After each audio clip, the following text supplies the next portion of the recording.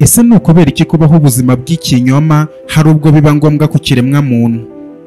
Akenshi ni uko usanga dushaka kugira ngo turengere ubuzima bwacu, abantu bakomeze batubone mu isura nziza maze ntibadutekerezeho cyane.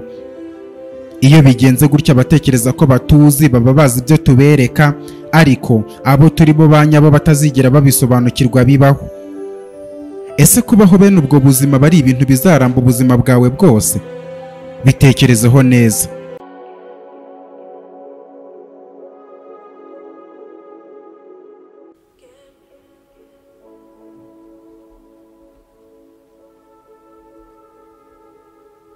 Jemusi yahise ambwira ati Claude, ubwo nyine Sara namwicaje ku buriri bwanjye bwiza namuteguriye, nikoza mu nguni nzana champagne nari namuteguriye nk'uko wabimbwiye, ndayifungura ndamusukira dukora ciyazi ndamusomesha ntangira kumubwira kari ku mutima. Mpita mubwira nti ndakumva Jemusi. Jemusi yakomeje ambwira ati nakomeje kumvuga byinshi, mubwira ukuntu nishimiye uwo munsi mwiza wakataraboneka, ariko akomeza kwitsa umutima nanjye ntangira kwikeka amababa y'ibyafifi. Mpita mubwira nti birumvikana guhingira ku rwirisi ikintu. Jemusi akomeza ambwira ati bro, nageze aho nibuka aho navuye na Sara, wari umunsi umwe ubwo Jane we wawe yarari mu byago, nabihinduye ibyishimo, nagize ntyamba nkubise ivi hasi umwana wa maboko arikanga. Jemusi nahise musubiza nti ntiwumva se, nizere ko wahise umubwiza ukuri kandi nzi ko nta gushidikanya yakubabariye. Aransubiza ati bro, nikije umutima ngo ntangire mubwiza ukuri, ariko ngize ngo nkaragura ururimi inshuro 7 biranga. Aho kumubwira byose mushimira ko yankunze none imihigo y'imena tukaba tuyisoje. Jemusi nahise mubwira nti ngaho da, none si uhita ubikurikizaho. Aransubiza ati bro, ntakubeshye byaranze birananira rwose pe, burya wabona uvuga ukuri ntiwabona wiregura amafuti. Ndamusubiza nti none se amaherezo ubwo wemeye ko agiye kuba yahe? Jemusi watuje kuko ukemera ukuri kukajya ahagaragara ko bituma amahoro ahinda mu rwanyu. Aransubiza ati bro, bisaba gufunga umwuka roho ukayikomeza kandi ntibiruba ukuri ngewe, ahubwo umva ikibazo aho kiri noneho. Ndamubaza nti ndakumva Jemusi. Ahita avuga ati ubu Sara yatangiye kwiheba akeka ko nshobora kuba ndi cyasematama kuko. Mpita mvuga nti kuko iki Jemusi? Jemusi ati nta kindi nigeze mumarira kubera gutinya ko mu mukino wanjye na Fifi naba narawuvunikiyemo imvune idakira. Mpita mvuga nti ehe, ubwo mwararanye buracya nta kintu ukoze? Jemusi ati yego rwose nawe umbwire. Ndamusubiza nti wafashe icyemezo kizima, gusa ndumva nacyo bwacyo ari ikibazo. Ubwo nibaza kubaramutsa akavuga ko nta kigenda baragukubita amatovu. Jemusi ati bro, nanjye ni umutwaro undemereye, gusa nta kundi ngomba kuwikorera kuko ari njye wabyiteye. Ndamusubiza nti none se ubwo amaherezo azaba yahe Jemusi? Jemusi ati bro, iby'ubukwe nibihosha mbere yuko tujya mu kwabuki nzanyarukira kwa muganga ndebe ko nta mvune zabijemo, ubundi mbona ubugira icyo mutangariza mu buriri. Mpita mvuga nti sha Jemusi, aho ndagushyigikiye, gusa nugira amahirwe ugasanga nta cyabivuyemo uzakurikizaho kumubwiza ukuri.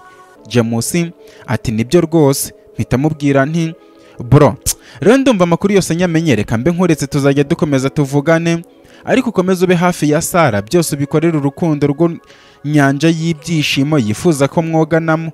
Ndizera aho Fifa azagarukira nawe uzitwara nk'umugabo. Jemusi ahita ati sawa urakoze bro, reka nitabe ino nimero yahoze impamagara, wasanga ari abashyitsi bakomeje kuza kureba uko naramutse.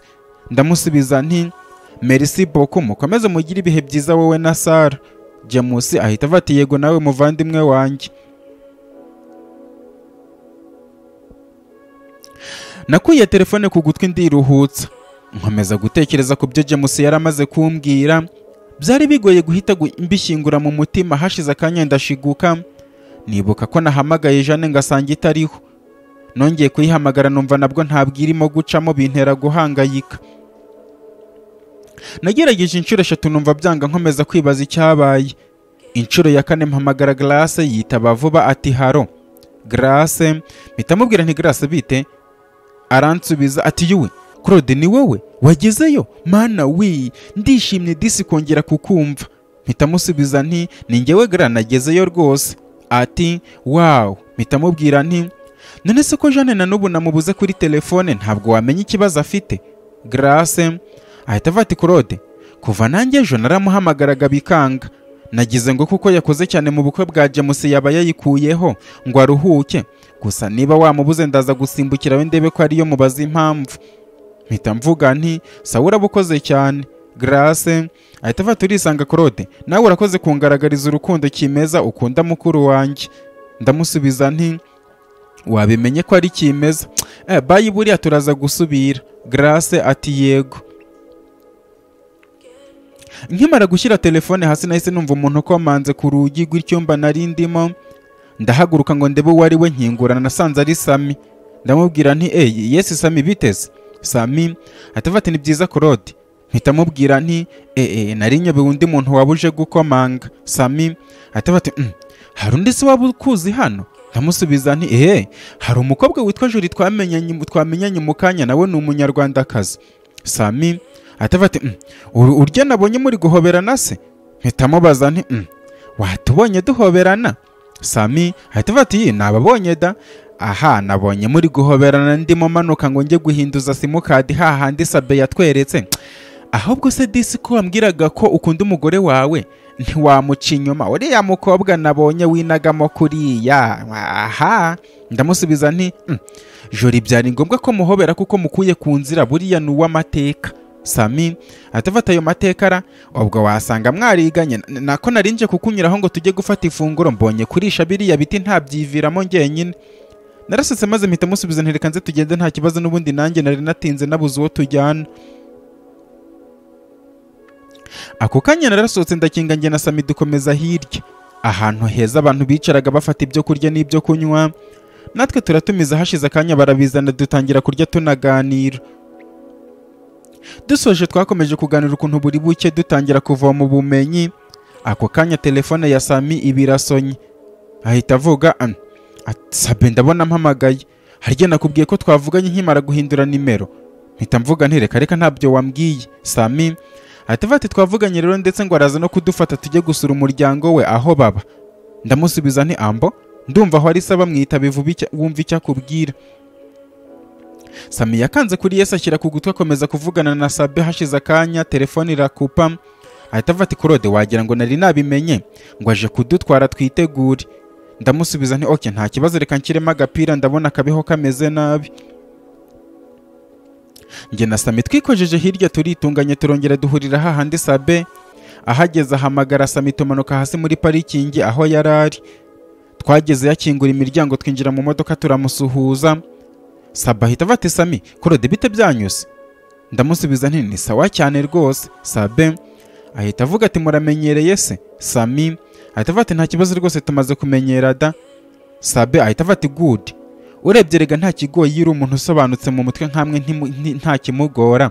Mpita mvuga nti rwose. Arakomeza ati reka twerekeze mu rugo musura umugore wanjye munamusuhuze n'abana, ubutaha muzajya mwizana. Sami ahita avuga ati none se umugore we ni umunyarwandakazi cyangwa ni umushinwa? Sabe ahita avuga ati ni umunyarwandakazi rwose. Duhita tuvuga tuti wow. Sabe ahita avuga ati nabanje kubona aka kazi ndamusiga maze kwiyubaka we n'abana bansangino, ubu turaho rwose turatunze turatunganiwe. Ndamusubiza nti byiza cyane rwose. Twakomeje kugenda tuganira ari nako Sabe agenda twereka umujyi mwiza. Tugeze ahantu hamwe araparika ati muraba munyihanganiye gato hari utwo ngiye kugura ndaje ntabwo ntinda. Yavuye yaragenda ku kanya mbona nimero ya Jane irampamagaye. Ibyo nari ndi kuvuga mbicamo kabiri ndamukupa ngo mwihamagarire. Nakanze vuba nabwa ngo hashize akanya gato cyane nongera kumva rya jwi rinturisha umutima riti sheri Yambi.